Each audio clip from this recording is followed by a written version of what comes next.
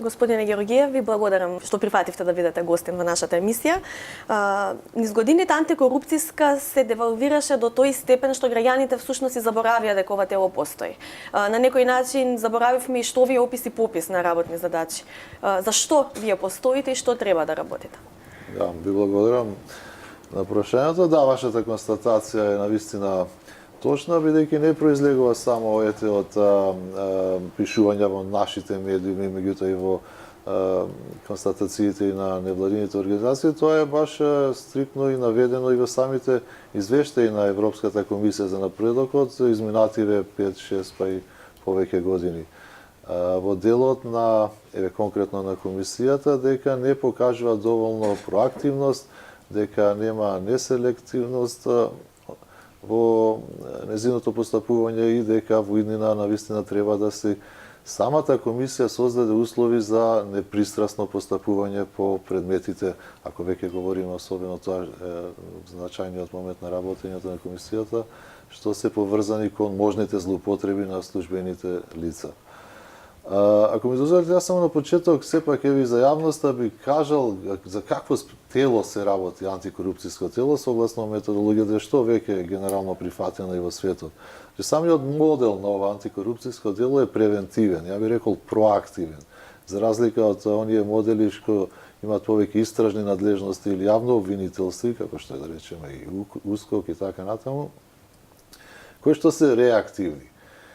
Новиот закон за спречување на корупција, јас не би се зборил за претходниот закон и двата закони по кои што постапуваше ДКСК, веќе користам таа скратеница во интерес на времето, овозможува, значи, веќе и на одреден начин, што беше и препорака и на самата Европска комисија, особено во последниот извештај од 2018, да и се доделат и одредени истражни веќе надлежности на самото тело.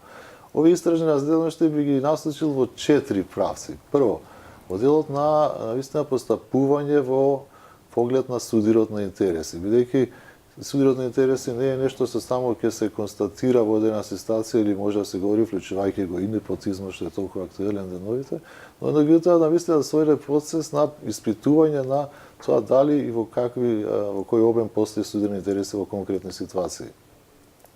Втората насока на истражните надлежности на ова тело е во делот на испитувањето на имотната состојба. Ова е ексклузивна надлежност на Државната комисија за спречување на корупција, бидејќи само таа ќе биде надлежност во поглед на ова активност.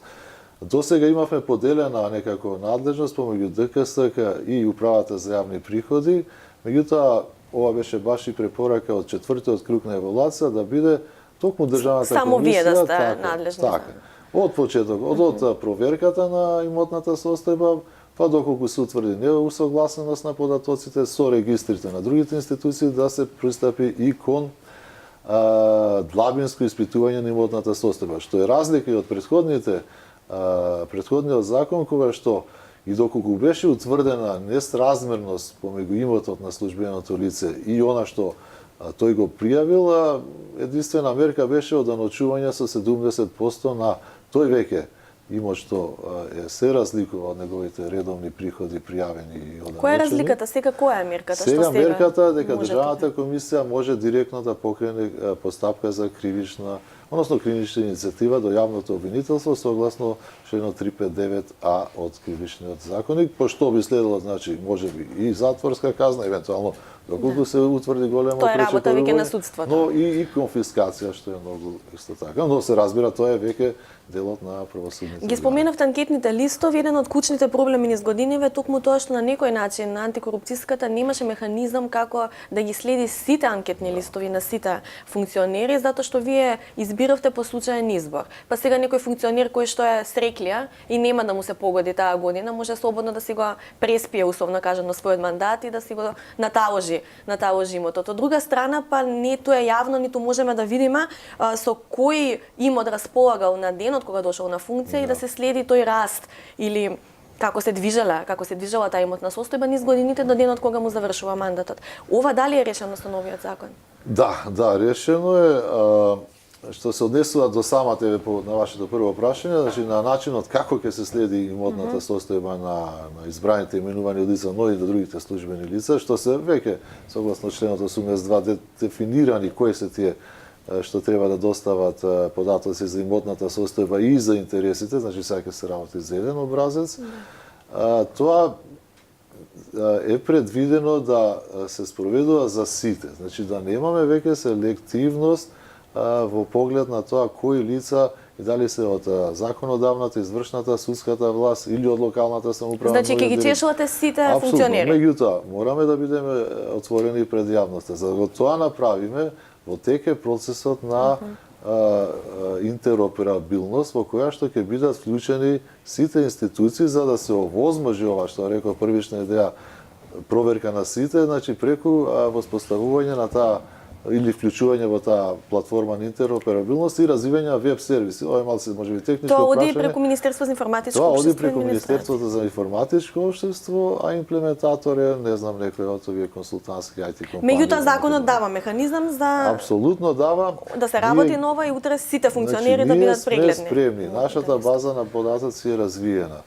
Имаме веќе и софтверски решенија на одреден начин изработени, нормално ќе треба да се тестираат и за онлайн поднесување на анкетните листови. Тоа е многу важен чекор за ова што го говорам.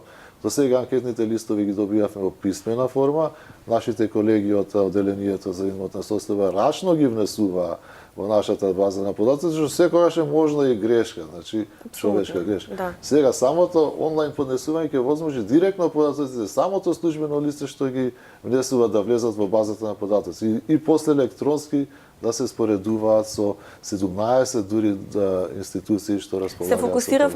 Се фокусиравме да речам на оние позитивни страни од новиот закон и на тоа што тој ќе ви овозможи. Меѓутоа сигурно гледате некаде и пропусти или некои дупки што мислите дека ќе се јават во текот на неговата имплементација. Сигурно не е идеален новиот закон. Каде мислите дека може да има проблем? Вака, добро знам. Долги години сте во процесот и мислам дека можете да антиципирате можеби некоја празнина, некоја недореченост во законското решение. Недостатоци, да. Јас не би сакал да зборам за недостатоци, да не предупредуваме, знаете, однапред каде би да им објасните како да го заобиколат законот. Знам, малце, една шала, скоро имав еден состанок со представници од меѓународната заедница, беше во врска со некоја еволуација на еден твининг проект, каде што баш зборовме на таа тема. Тие рекоа, доколку има некоја празнина во некој наш закон, во Финска, не во Финска, че ние се собираме и решаваме како тоа да го надминеме, знаете, доколку да се надминат во интерес на јавниот интерес и на јавното добро. Меѓутоа кај нас веднаш се говори кои се дупките во законите, дај да видиме како може да го изиграме законот. Да, законот не е совршен и нас, навистина има места за подобрување. Во делот на испитувањето на имотната состојба, тоа ќе биде, значи, за прв пат што на овој начин ќе спроведуваме. Немаме практика, имаме меѓународна практика, јас имам доволно искуство и компаративни анализи како би можело тоа да се справи, да се спроведува. Најважно сепак ќе кажам е соработката со другите институции што би требале да хранат навремено со податоците. Да, инаку ќе се сведете на ниво на некој аларм во општеството што детектира проблеми, меѓутоа. Да, но не може да се справува. Меѓутоа сепак како институција исклучително важна, а јас постојано говорам во целокупниот систем на борба против корупцијата, ние сме еден запчаник, можеби многу важен запчаник, бидејќи нашите надлежности не се стрикни, дека ние мораме да постојано постапуваме по нашите законски надлежности. Ние имаме, како да кажам, една креативна, широко поле на апсолутно действување. Јас вчера кажав на пресконференцијата до првата седница дека нас не е неопходна поддршката и на невладиниот сектор и на медиумите. Значи се работи сепак за политичка воља, дека не беше толку законското решение како документ неопходно, туку политичка воља. Законот беше и претходно оценуван од меѓународната заедница, даваше доволно широка рамка за постапување. Меѓутоа, токму ради тоа што ние секогаш гледавме како може би во одредена ситуација да не се постапи, па не се постапуваш. Сега ќе има ли политичка воља, верувате? Јас верувам. Верувајте ми дека во моментов постои политичка воља. Доколку ја Такви нема... сигнали добивате од другите институции со кои што треба да се вмрежите? Да. Веќе имавме вчера состанок и со Министерството за правда, треба со Државната изборна комисија да имаме утре баш во делот сега на актуелната состојба за распишаните избори, а меѓународната заедница веќе бара со нас и представници до меѓународната заедница состаноци денеска веќе имавме еден така да јас знаете зашто највише сум оптимист? Доколку и одредени состојби, ситуации повторно не сакаат да се развиваат во позитивен правец, можеби со одредени, можеби сопки, препки или недоволна соработка, барем ќе имаме на наша страна дефинитивно и меѓународната заедница. Не велам дека нема волја полето со корупција, да, од беше едно сегашната власт, меѓутоа сега сме веќе зачекорени кон НАТО. Јас многу ќе биде драго во наскоро бидат и завршено и процес на подготвителен скрининг и конечно да се надеваме. Мислите дека влезот во ЕУ ќе даде еден ветрев грб на овие процеси? Мора да даде, ако ништо друго да бидат, знаете, опомена дека се очекува и од ова тело особено да навистина се преземе својата улога што и си ја заслужува. Ма знаете, две се страните на оваа паричка, затоа што од една страна ЕУ ќе ни помогне да се бориме со корупција, од друга страна за да влеземе во ЕУ, еден од условите е токму реформи во ова поле и испорачени резултати, баш за корупција и за организиран криминал на високо ниво. Така беа заклучоците нели од Советот. Така и токму поглавието 23 кој што ги опфаќа правосудството, фундаменталните права, меѓу што и антикорупцијата е првото што ќе се отвори и последното што ќе се затвори. Так. Меѓутоа, во самиот тој процес, колку и да трае години, значи ќе имаме повторени прашања. Нема ако затвориме ние во ред Државната комисија отвара предмет, испитува имотна состојба, во ред тоа ќе го штиклирате и заврши. опуштите? Не, во текот на целиот тој процес може уште 10 пати да побараат податоци. Оваа година како сте постапувале, колку предмети сте отворили, дали сте имале соработка со другите институции. И тука е, мислам, ќе мора да бидете на штрек постојано и вие и општеството и сите тие, дефинитивно, и функционерите. И функционерите, што е најважно. Ќе ве прашам само на крај, вие сте дел од новиот состав на старо-новиот, вие сте и претходно член, вие сте малку, да, во една друга. Во секретаријатот, вие сте во институцијата, меѓутоа сте дел од новиот состав на антикорупцијската комисија, се избра во една транспарентна постапка што исто така влијаеше врз довербата на јавноста, меѓутоа од друга страна се исправа еден период на наплив, да ги речам, од партиски вработувања и сомнежи за непотизам, меѓу другото и за самите членови, тоест за ваш колега во антикорупцијската, баџанакот на собранискиот спикер. Колку мислите дека ова ја наруши довербата и јасната слика за процесот што требаше да даде еден сигнал во јавноста дека конечно имаме чиста комисија? Па за жал, тргнавме со една таква состојба, но јас верувам дека и вчера беше разјаснето дека следејќи ги законот и нормите, дека немаме судирни интереси за изборот, зборам сега за нашиот член Нури Бајрами. Бидејќи, судирот на интереси е суптилна една зона, една сива зона. Повеќе навлегува во делот на етиката. Ако следиме нормата, значи, комисијата за селекција го спроведе интервјуто. Представници и од опозиција и од позиција, но и од да речеме од третата страна, од невладиниот сектор, медиумите и така натаму. Имаше присутни и од невладините организации. Заеднички впечатокот дека се работи за солиден кандидат. Да, за неговата роднинска, односно не е роднинска, сватовска врска. Ама сватовска врска е опфатено во законот како да, до второ коле. Меѓутоа како квалитет, тој си го кажал своето. Бил оценет со високи оценки. Комисијата за избори и именување исто така немале забелешки. Мислите дека квалитетот треба да биде пресуден, зашто знаете тука е малку спорно некој кој што самиот би можел да биде во конфликт на интереси зона да суди за конфликт на интереси. Апсолутно. На друг колега. Согласувам во тоа, затоа дека судирот на интереси е една навистина ситуација состојба што треба од случај до случај да се решава. Конечното гласање во собранието не влијаело гласот, јас велам, и на првиот човек на собранието. Значи тој можел и да се иземе во одредена ситуација, немало да влијае на целиот процес. Ма вие велите самиот етичка е компонентата, тука има и метафизика. Знаете, влијанието не се врши само со глас, се врши со позиција. Вие стоите како прв меѓу еднаквите.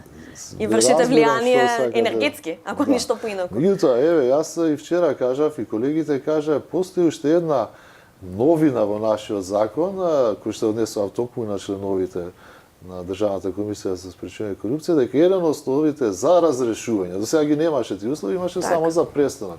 За разрешување токму тоа доколку членот на комисијата се најде во судени интереси, се збориме веќе во конкретна работа по предмети и така натаму, и не се иземе, тоа е еден од основите за да биде тој разрешен. Значи велите да му дадеме шанса на Нури Бајрами. Апсолутно, да јас би дал шанса на секој кој што Павелам се покажал квалитетен во интервјуата. Значи немало, јас верувам дека немало неквалитетен некој да влезе во таа ранг листа. Вие ќе го следите целиот процес, и ако се утврди навистина, и самиот човек кажа дека ќе работи транспарентно, дека ќе заборави на непотизми више и не знам судирани интереси, но доколку се утврди дека навистина водениот предмет што во иднина би бил отворен и тој не се изземал од постапување, тоа е навистина основ за разрешување на него или на Бене или на било кој. Претседателката веќе најави дека токму овие вработувања ќе бидат први на тапет, меѓутоа изгледа премиерот веќе послуша, па најави дека ќе стопрат сите вакви вработувања. Никој не може да забрани на извршната власт и на премиерот да си ги разгледаат начините, преразгледаат одлуките. Јас сепак, ние си имаме своја надлежност. Независно од тоа дали извршната власт ќе си преземе свој чекор. Значи ќе бидат испитани сите овие решенија за вработување. Како може би уште утре, јас не би сакал сега во име на комисијата зборам, верувам дека наскоро ќе бидат отворени овие предмети, ќе бидат земени под лупа, секој поединечно се проведат. Најважно е значи процедурите дали се запази. Значи самиот непотизам не значи што велам веднаш и судени интереси. Непотизмот е особено и по теоријата доколку имаме назначување или вработување незастојани на мерит. Значи кога некомпетентни лица не запозувајќи никаква процедура биле поставени или работени на благодарение на роднинската врска, не на компетенција. Значи затоа треба да се испитаат дефинитивно сите состојби, доколку навистина биде утврдено такво, ние имаме дури надлежност да побараме и поништување на. Ќе ве следиме и ќе ве држиме за збор. Ви благодарам многу за времето. Благодарам и на вас за интерес.